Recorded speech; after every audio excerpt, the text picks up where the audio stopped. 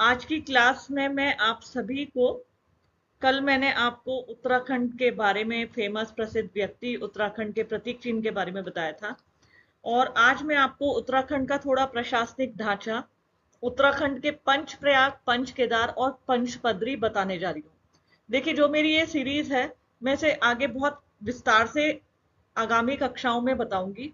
मेरा जो टारगेट है वो है उत्तराखंड पीसीएस, जो 14 तारीख को होने वाला है। उसके लिए मैं कोशिश कर रही हूँ कि आपको मैक्सिमम उत्तराखंड के इंपॉर्टेंट क्वेश्चंस ये सब बता दूं। तो आज मेरी क्लास जो है बहुत इंपॉर्टेंट है। कुछ वेरी इंपॉर्टेंट बातें मैं इसमें बताने जा रही हूँ, तो बड़े ध्यान। उत्तराखंड से सबसे पहले बहुत इंटरेस्टिंग आ रहा है पंचबदरी। पंचबदरी, उत्तराखंड में 5 बदरियां हैं। वैसे बद्रीनाथ जी को हम सभी जानते हैं, लेकिन पंचबदरी आता है। इसका मैंने एक शॉर्ट फॉर्म बना रखा है। अगर मैं आपसे बात करूं, आप एक वर्ड याद करना, बे, BAY, बे ऑफ बंगाल होता है ना, जैसे बे, बव, बी और बी। ये वर्ड यदि आप याद रखेंगे तो आपको 5 बदरियां याद हो जाएगी। बे, बव, बे, बे ऑफ बंगाल कहते हैं ना, जैसे बे, बव। तो ये 5 वर्ड आपको उत्तराखंड की 5 बदरियों के बारे में विस्तार से बताता है। बी, पहला अक्षर बी। बी से बद्रीनाथ, या जिसे बद्री विशाल कहते हैं। यहाँ विष्णु भगवान की पूजा होती है। चमोली में स्थित है और अलकनंदा नदी के मुहाने पर यह स्थित है। तो पहला बे। दूसरा आता है ए। ए से आदि बद्री, आदि बद्री, BAYBV। ए से आदि बद्री, जो कि नारायण भगवान को समर्पित है। काले पत्थर पे भगवान की प्रतिमा बनी हुई है और यह कर्णप्रयाग है, उत्तराखंड का कर्णप्रयाग वहां स्थित है। तीसरा अक्षर आता है वाई। बे मैंने बोला ना, वाई। वाई का मतलब योग ध्यान बद्री। ये पांडुकेश्वर तीर्थ के नाम से भी जाना जाता है। भगवान विष्णु की यहाँ पूजा होती है। तो बद्रीनाथ, आदि बद्री और योग ध्यान बद्री तीसरा। चौथा फिर से बी। बी से भविष्य बद्री।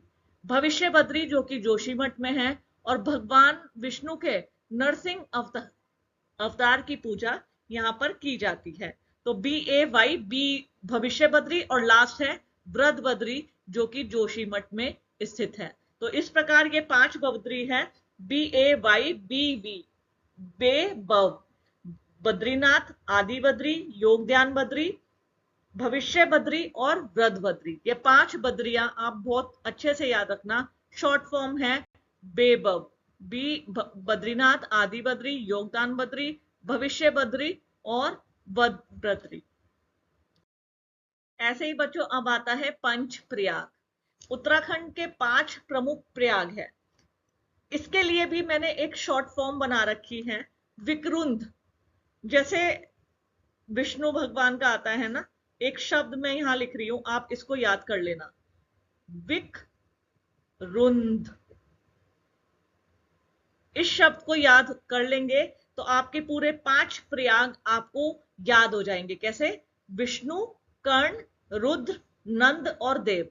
विष्णु प्रयाग, कर्ण प्रयाग, रुद्र प्रयाग, नंद प्रयाग और देव प्रयाग। तो ध्यान रखना, विक्रुंद शब्द फिर से, जैसे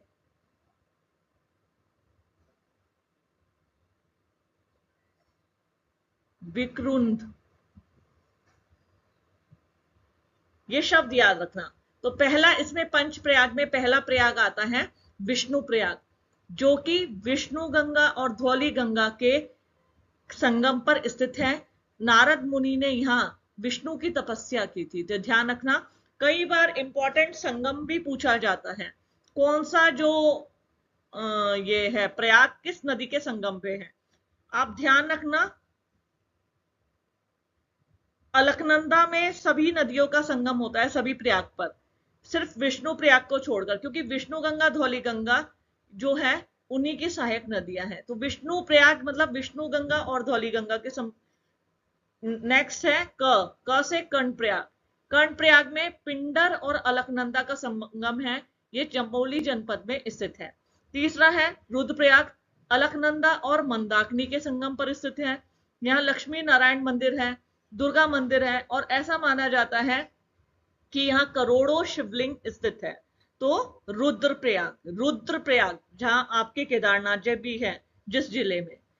चौथा है विक्रुंद में नंद प्रयाग, न से नंदाकनी और अलकनंदा। देखिए बहुत शॉर्ट फॉर्म अगर आप देखे हैं, कर्ण, पिंडर और अलकनंदा, रुद्र में अलकनंदर और मंदाकिनी, नंद प्रयाग में न से ही नंदाकिनी और अलकनंदा। और ऐसे ही हमारा प्रसिद्ध देवप्रयाग भागीरथी और अलकनंदा के संगम पर स्थित है। यहाँ ब्रह्मकुंड और वशिष्ठ कुंड भी स्थित है। इन्हें अलकनंदा और भागीरथी को सास बहू की संज्ञा भी दी गई है। तो पंच प्रयाग में विक्रुंद, विष्णु प्रयाग, कर्ण प्रयाग, रुद्र प्रयाग, नंद प्रयाग और देव प्रयाग। ये विक्रुंद शब्द याद रखना। जैसे बद्रीनाथ में आप पंच बद्री में बेबव, पंच प्रयाग में विक्रुंद। आगे चलते हैं बच्चों। अब आता है पंच केदार। पंच केदार की बात करें, फिर से मैंने अपनी याद करने के लिए एक शॉर्ट फॉर्म बनाई थी, करमकट, KRMKT, एक शब्द बनाया था जिसको मैं हमेशा याद रखती हूं, KRMKT, करमकट करके मैं इसको मानती हूं। और इससे क्या होता है, मुझे पंच केदार हमेशा याद रखते हैं। जैसे पहला केदारनाथ, दूसरा रुद्रनाथ, तीसरा मंदमहेश्वर, चौथा कल्पेश्वर, पांचवा तुंगनाथ। तो पहला केदारनाथ, ये रुद्रप्रयाग में स्थित है और शिव के 12 ज्योतिर्लिंगों में से एक है। बहुत प्रसिद्ध तीर्थ है, पूरे विश्व में केदारनाथ की पहचान है। दूसरा है रुद्रनाथ, चमोली जिले में रुद्रनाथ जी के मंदिर हैं। यह शिव के रौद्र रूप की पूजा की जाती है, ध्यान रखना, शिव के रौद्र रूप की पूजा की जाती है। तीसरा है मंदमहेश्वर, करमकट, KRMKT, केदारनाथ, रुद्रनाथ, मदमहेश्वर। रुद्रप्रयाग में मदमहेश्वर मंदिर है, चौखंबा शिखर की तलहटी पर यह मंदिर बना हुआ है। ऐसे ही कल्पेश्वर जो है, जो कि चौथा शब्द है चमोली जनपद में है और यह उगम गांव में शिव की जटाओं की पूजा की जाती है, केशों की पूजा की जाती है, कल्पेश्वर। और लास्ट है तुंगनाथ जो है सर्वाधिक ऊंचाई पर स्थित देव मंदिर है। ये रुद्रप्रयाग जनपद पर में स्थित है। तो करमकट, KRMKT, केदारनाथ, रुद्रनाथ, मदमहेश्वर, कल्पेश्वर और तुंगनाथ, ये 5। उत्तराखंड के अब आता है प्रमुख आभूषण। देखिए बच्चे गलती करते हैं, बहुत प्रशासनिक इधर उधर का डिस्क्रिप्टिव पढ़ते रहते हैं और जो क्वेश्चन आते हैं, क्वेश्चन ऐसे आते हैं आपका सिर घूम जाता है, ये कहां से आए। तो ध्यान रखना, उत्तराखंड के कुछ प्रमुख आभूषण हैं और जिसमें कि जो ये आप तिलहरी देख रहे हैं, ये तो मेरे PCS के एग्जाम में आया था। तिलहरी, बहुत से लोग इसको सब्जी, कोई जैसे हरेला उत्सव आया था, किसी ने करेला समझ के उसको सब्जी बता दिया था। तो उत्तराखंड के जो आभूषण हैं, बहुत विस्तार से पढ़िएगा, किस अंग में पहने जाते हैं इसका जरूर ध्यान रखना। सबसे पहले आता है शीश फूल। शीश बोलते हैं शीश, सिर को। यह आभूषण माथे पर पहना जाता है, इसे सौभाग्य का प्रतीक माना जाता है, शीश फूल, जैसे इसका नाम से पता चल रहा है। दूसरा है चंद्रहार गले में पहना जाता है। तीसरा है गुलबंद गले में स्त्रियां पहनती हैं, उसको बोलते हैं गुलबंद।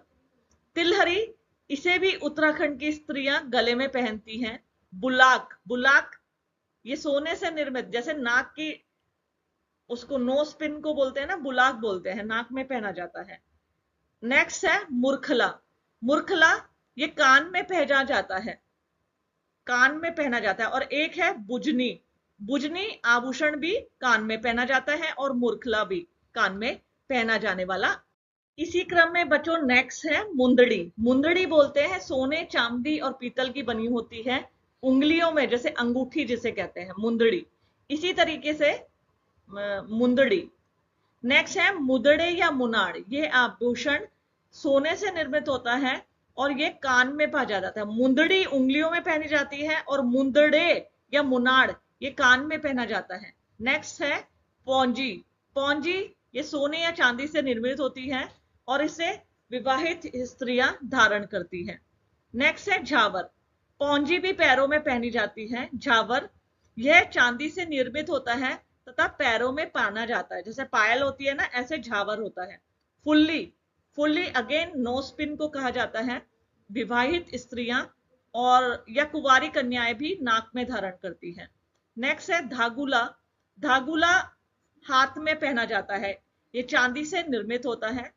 इमरती, इमरती झांवर और पायल की तरह चांदी से निर्मित होता है और पैरों में पहना जाता है। करधनी या कमर जियोड़ी, जैसा कि इसके नाम से ही पता चलता है, ये चांदी से निर्मित होता है, कमर में धारण किया जाता है, इसे कमर में पहनती हैं स्त्रियां। नेक्स्ट है तगड़ी, ये कमर में पहनी जाती है, यहां देखिए तगड़ी। नेक्स्ट है अमिर्ती तार, इसका नाम अमिर्ती तार होता है, अमिर्ती तार। अमिर्ती तार ये 3 तारों द्वारा चांदी से निर्मित पैरों में पहनी जाती है। चर या चरियो, यह विवाहित स्त्रियों द्वारा गले में धारण किया जाता है। ऐसे ही कमर जोड़ी, कमर चांदी से निर्मित होता है और कमर में पहने जाता है। खुड़ले चांदी से निर्मित होता है, भोटिया जनजाति के लोग इसको पहनते हैं। नथ या नथुली, वही बुलाक या फुल्ली की तरह नाक में पहना जाता है, सोने से निर्मित होती है, नाक में पहने। पवलिया, पवलिया मतलब बिछुआ, जो पैरों की उंगलियों में चांदी से निर्मित पहना जाता है। स्थूल, स्थूल सांगड़, यह आभूषण चांदी से निर्मित होता है। और ये यहां पे कट गया है, मैं बता दूंगी इसको। पोंटा, यह आभूषण एड़ी से पैर के ऊपरी भाग में पहना जाता है।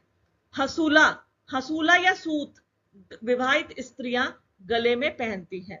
नेपाल में भी हसूला इस तरीके का आभूषण चलता है जिसे विवाहित स्त्रियां गले में पहनती हैं। यह है उत्तराखंड के प्रमुख आभूषण। आगे चलते हैं स्टूडेंट, अब मैं थोड़ा हट के उत्तराखंड राज्य के गठन, इसका प्रशासनिक ढांचा, जो विशेष राज्य का दर्जा मिला है वो, उत्तराखंड की सीट, इनके बारे में बात करने जा रही हूं। हालांकि ये बहुत विस्तारित टॉपिक है, लेकिन जैसा कि मैंने बताया है आपको, आपका एग्जाम 14 तारीख को है, तो मैं रैपिड राउंड के जरिए जो मुझे बहुत ज्यादा इंपॉर्टेंट चीजें लगी वो आप सबको बताने जा रही हूँ। उत्तराखंड राज्य का गठन, देखिए मैंने यहाँ पे एक पिक्चर डाली है, इस पिक्चर में मैंने साफ साफ बताया है, सबसे पहले पृथक राज्य के गठन के लिए सबसे पहले उत्तराखंड क्रांति दल, जिसकी स्थापना 25 जुलाई 1979 को हुई थी, इसमें उत्तराखंड राज्य के गठन को मंजूरी दी गई थी। इसका अधिवेशन मसूरी में हुआ था। फिर 1991 में बीजेपी की सरकार द्वारा उत्तराखंड राज्य के गठन का प्रस्ताव पारित किया गया था। नेक्स्ट है इसमें कुछ क्वेश्चन आंसर, बहुत छाट छाट के मैंने आपको लिए हैं।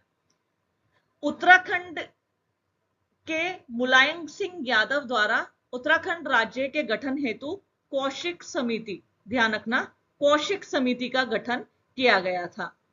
हमारे जो 1996 में प्रधानमंत्री थे श्री एच.डी. देवेगौड़ा जी, एच.डी. देवेगौड़ा जी ने 1996 को लाल किले के से उत्तराखंड राज्य की गठन की घोषणा की थी। इसी प्रकार भाजपा सरकार ने 1998 में केंद्र सरकार ने पहली बार राष्ट्रपति के माध्यम से उत्तर प्रदेश विधानसभा को उत्तराखंड राज्य विधेयक, बीजेपी की बहुत महत्वपूर्ण भूमिका रही है उत्तराखंड राज्य के गठन के लिए। तो सन 1998 में बीजेपी की सरकार द्वारा उत्तराखंड राज्य विधेयक पेशित किया गया था। सन 2000 में उत्तराखंड राज्य विधेयक प्रेषित किया गया। यहां देखिए उत्तराखंड, क्योंकि उत्तराखंड का नाम 2000 में उत्तराखंड हुआ था, उससे पहले उत्तरांचल था। उत्तरांचल राज्य विधेयक लोकसभा में 1 अगस्त 2000 को पारित किया गया और 10 अगस्त 2000 को यह विधेयक राज्यसभा में पारित किया गया। राज्यसभा में पारित होने के बाद 28 अगस्त 2000 को माननीय राष्ट्रपति के.आर. नारायण द्वारा इसको स्वीकृत कर लिया गया। 28 अगस्त 2000 को हमारे राष्ट्रपति थे के.आर. नारायण। ये इंपॉर्टेंट क्वेश्चन है कि जिस समय उत्तराखंड राज्य को स्वीकृत किया गया राज्य के रूप में, तो उस समय राष्ट्रपति कौन थे? के.आर. नारायण द्वारा स्वीकृत किया गया। इस प्रकार 9 नवंबर 2000 को देश के 27वें राज्य के रूप में उत्तराखंड अस्तित्व में आया। उत्तराखंड की राजधानी देहरादून थी और उत्तराखंड की स्थायी राजधानी बनाने की मांग की जा रही थी गैरसैंण। 2020 में, मैंने आगे भी लिख रखा है, सन 2020 को गैरसैंण को उत्तराखंड की शीतकालीन राजधानी घोषित किया गया। अब 2 राजधानी वाले हमारे राज्य, अब तो खैर वो केंद्र शासित प्रदेश है, महाराष्ट्र में और पहले जम्मू कश्मीर में 2 राजधानी थी। उत्तराखंड में कुल 13 जिले हैं। उत्तरकाशी सबसे बड़ा जिला है, सबसे छोटा चंपावत है। और देखिए यहां पे मैंने मेंशन किया है उत्तराखंड की राजधानी देहरादून गठित किया गया। ग्रीष्मकालीन राजधानी गैरसैंण को 20 जून 2020 से, इस डेट को याद रखना, 20 जून 2020 से उत्तराखंड की राजधानी ग्रीष्मकालीन राजधानी गैरसैंण को घोषित किया गया। राजकीय भाषा हिंदी तथा 2010 से दूसरी भाषा है संस्कृत। उत्तराखंड की 5 लोकसभा सीटें हैं, जिसमें टिहरी, पौड़ी, अल्मोड़ा, नैनीताल और हरिद्वार है। ये पहले का है तो इसलिए थोड़ा वो रखा है। इसमें जो अल्मोड़ा सीट है वो क्या है, वो रिजर्व है। और किस लोकसभा सीट में सर्वाधिक जनपद है, तो अल्मोड़ा में। अल्मोड़ा, पिथौरागढ़, बागेश्वर और चंपावत, इसमें सबसे ज्यादा जनपद हैं। उत्तराखंड के प्रथम मुख्यमंत्री थे श्री नित्यानंद स्वामी जी और प्रथम निर्वाचित मुख्यमंत्री थे हमारे नारायण दत्त तिवारी जी। उत्तराखंड में विधानसभा के लिए प्रथम बार चुनाव हुए थे फरवरी 2002 में। राज्य का गठन हो गया था 9 नवंबर सन 2000 को और उसके बाद फरवरी 2002 में राज्य में प्रथम बार विधानसभा के चुनाव किए गए। पहले उत्तराखंड में परिसीमन हुआ था। परिसीमन होने से पहले 2008 से पहले उत्तराखंड में टोटल 70 सीटें थी, जिसमें 3 एसटी की और 12 एससी की। लेकिन 2008 के परिसीमन के बाद एससी की सीट हो गई 13 और एसटी की सीट हो गई, एससी की हो गई 13 और एसटी की हो गई 2।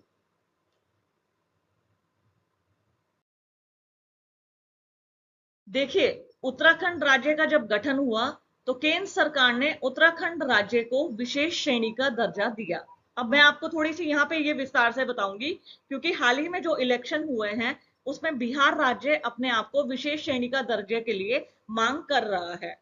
अब ये विशेष श्रेणी किसे बोलते हैं या गॉडगिल फॉर्मूला किसे कहते हैं, जिसके आधार पर किसी राज्य को विशेष राज्य का दर्जा दिया जाता है।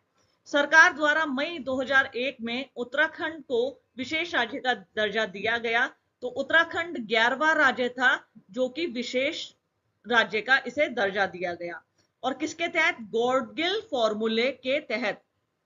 गॉडगिल फॉर्मूले के तहत सबसे पहले 1969 में 3 राज्य, जिसमें असम, नागालैंड और जम्मू कश्मीर, इनको विशेष श्रेणी का दर्जा दिया गया था।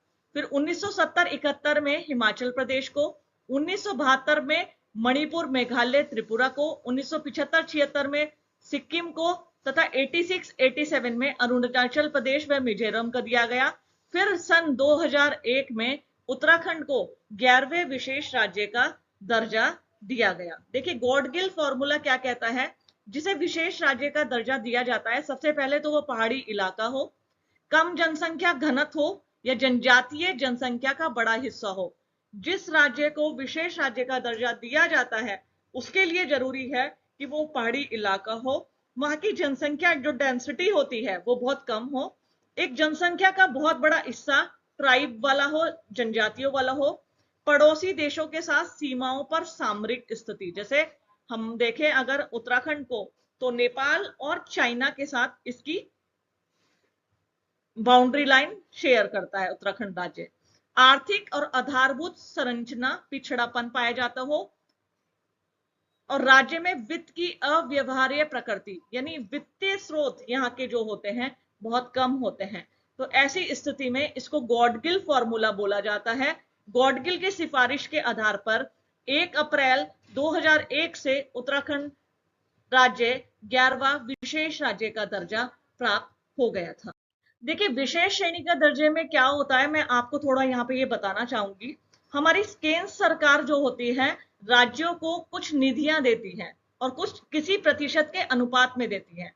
अन्य राज्यों में जो सरकार होती है 60% से 75% की तुलना मतलब में निधियां देती है, और विशेष राज्यों में 90% श्रेणी के राज्यों को भुगतान किया जाता है, जबकि शेष निधि राज्य सरकार को प्रदान की जाती है। देखिए मैं बताती हूँ, जैसे 100% हिस्सा होता है निधि वितरण का, विशेष राज्य का दर्जा जिसे प्राप्त होता है उसमें 90% अनुदान और 10% राज्य सरकार अपने पास से देती है।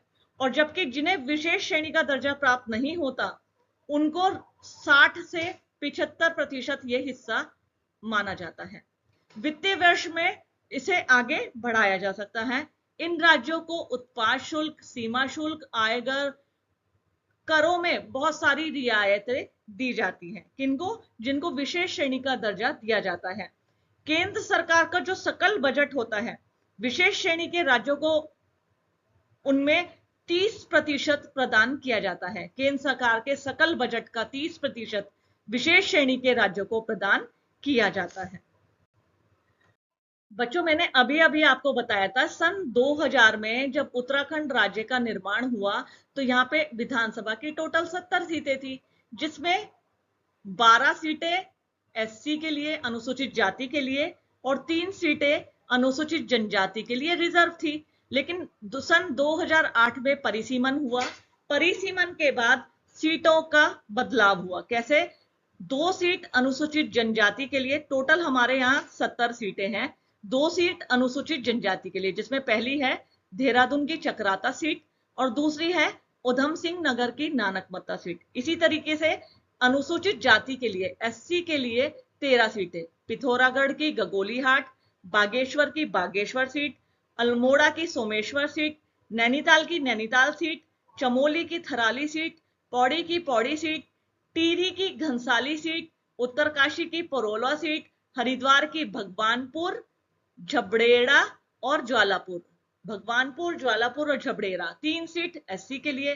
देहरादून की राजपुर रोड वाली सीट एससी के लिए रिजर्व है, और उधम सिंह नगर की बाजपुर सीट को अनुसूचित जाति के लिए रिजर्व किया गया है।